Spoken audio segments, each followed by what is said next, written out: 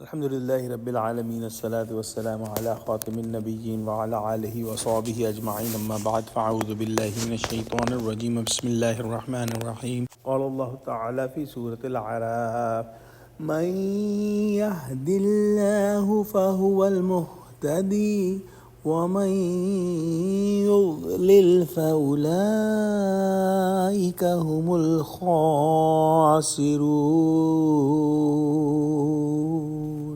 ترجمہ: جس کو خدا ہدایت دے وہی راہیاب ہے اور جس کو گمراہ کرے تو ایسے ہی لوگ نقصان اٹھانے والے ہیں۔ پچھلی آیت کے اندر ہم نے پڑھا کہ اللہ سبحانہ و تعالی نے بیان فرمایا کہ جن لوگوں نے اللہ کی آیتوں کی تکذیب کی ان کی بری مثال ہے، اور جو لوگ اللہ سبحانہ و تعالی کی آیتوں کی تکذیب کرتے ہیں انہوں نے نقصان کیا تو اپنا ہی نقصان کیا۔ آج کی آیت میں اللہ سبحانہ و تعالی ارشاد فرماتے ہیں کہ جس کو خدا ہدایت دے وہی راہیاب ہے اور جس کو گمراہ کرے تو ایسے ہی لوگ نقصان اٹھانے والے ہیں۔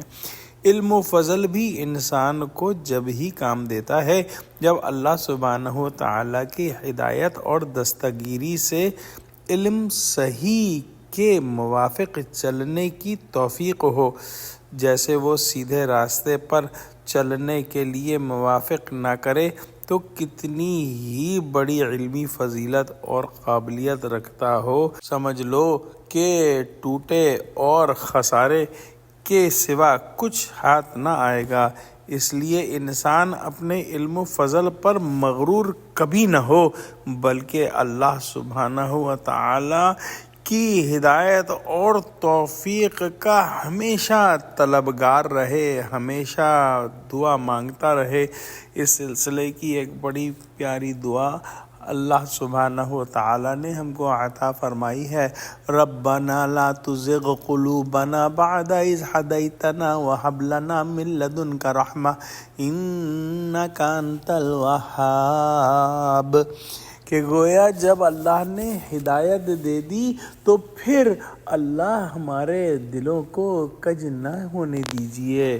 دعا کرتے ہیں کہ اللہ سبحانہ و تعالی ہم کو قرآن کا فہم عطا فرما، ہم کو سچوں سے جوڑے اور ہم کو صراط مستقیم پر قائم فرما دے، آمین۔ وآخر دعوانا الحمد للہ رب العالمین، والسلام علیکم ورحمۃ اللہ وبرکاتہ۔